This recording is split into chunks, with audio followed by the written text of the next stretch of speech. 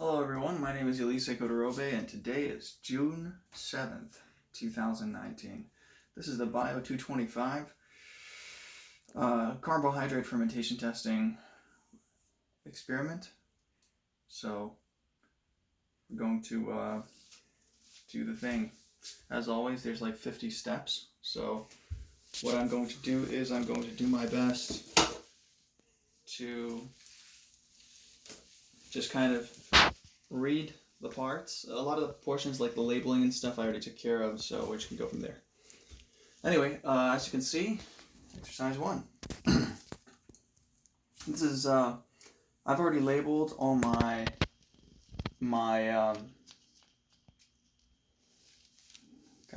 the phenol red broth base, the 9mm vials. Those are all labeled. My surface area is clean and prepared, we're ready to do the thing. We'll start off at, we're going to light the candle.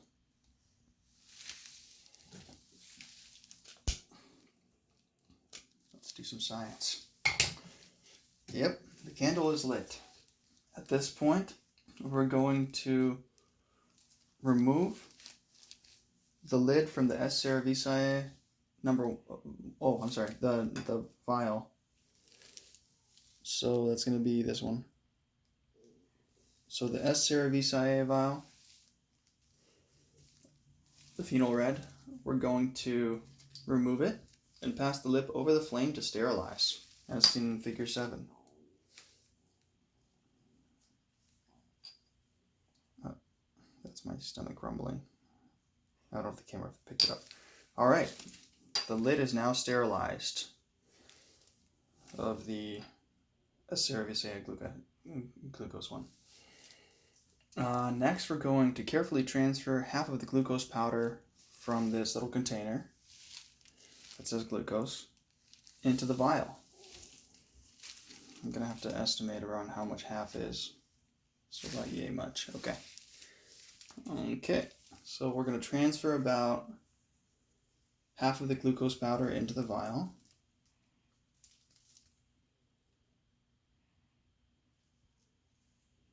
It's about... Oh my god.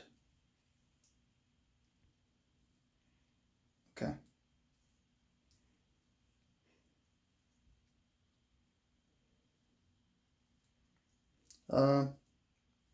Right. So all of the powder from the glucose has gone into the S. cerevisiae glucose powder.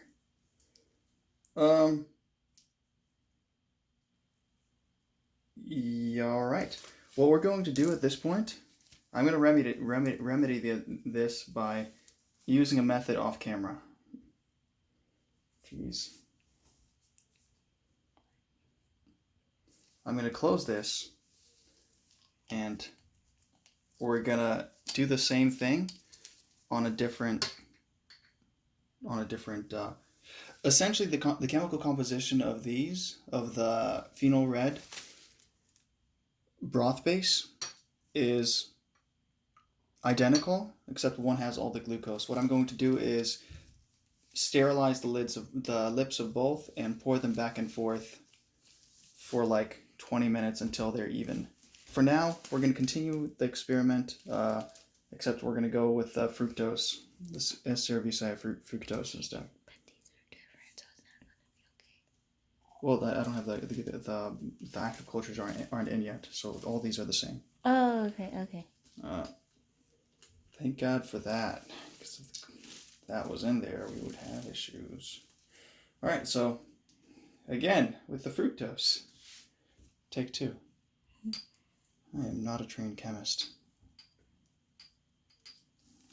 Okay, brilliant. All right, so we have the S. cerevisiae with the fructose. We have the fructose here. I'm gonna try to do about half.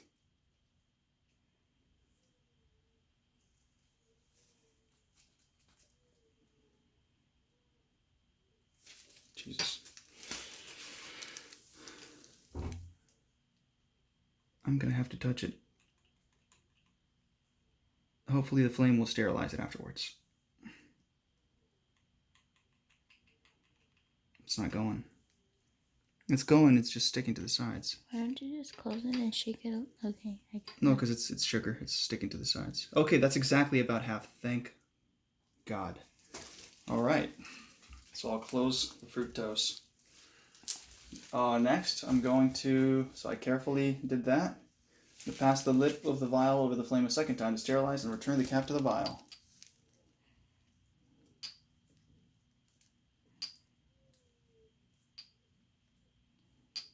Okay, that's done. I'll return the cap to the vial. Next, we're going to shake the vial until the powder dissolves.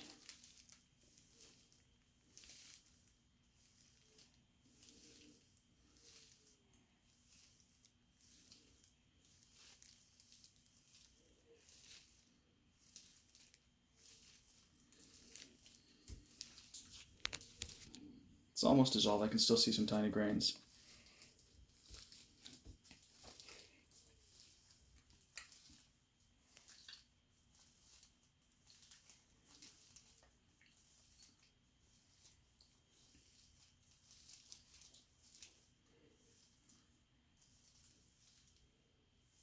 Okay, almost there. Still a few tiny grains. It's mostly dissolved now. What's our time limit? 6:30, 6:40 right now. Okay. We'll have to wrap this up. We've got time constraints. Everything else I'll do off camera. I just got to do at least this one. Okay, and that's mostly dissolved. Next, we're going to the Durham tubes I've already removed from the alcohol, and they've been allowed to dry thoroughly. So what I'm going to do is insert one Durham tube into each phenol broth vial so that the opening of the Durham tube points towards the bottom of the broth vial. So what I'm going to do is I'm going to pop this open again. Going to sterilize the lip. One thing I did notice is that they don't actually mention how to put the Durham tube into. They just put it in and then just kind of like tilt it and then. No, I mean I know that, but like my bare hands, you know. Okay, sterilize the thing. The final step is going to be to make sure that there is no air inside the tube itself.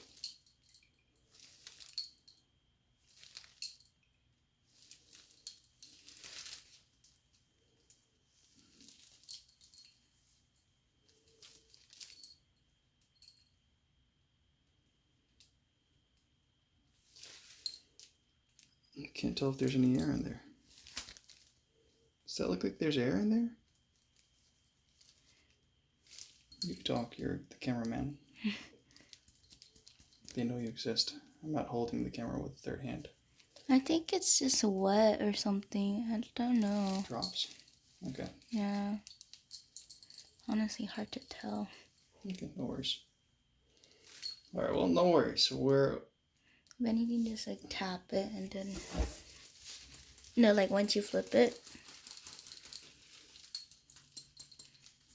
Yeah, see there you can see bubble.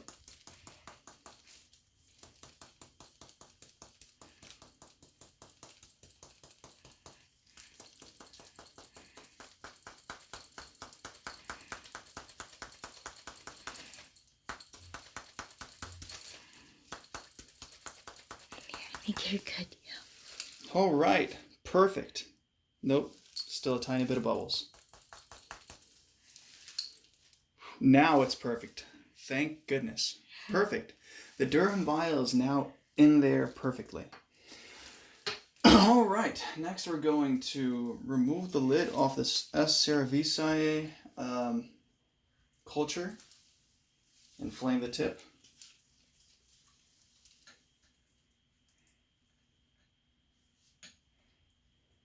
Okay, the lip is flamed. leave that like so. Next, we're going to remove one pipette. I've marked them one C and the other one E, so the Cerevisiae is going to be a C. Shake dry. Okay, it's dry. Next, I'm going to take the S. cerevisiae fructose with the Durham vial, and I'm going to flame the tip once more.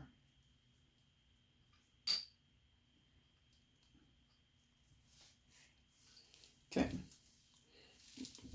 Now that the tip is sterilized, the goal is to transfer as carefully as I can 4 drops of the cultured broth. So I will 2, 3, okay. Okay.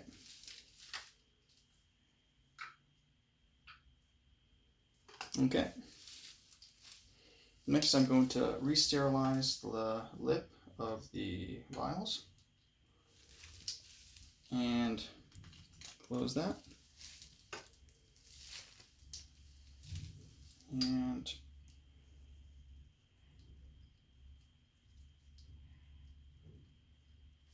all right.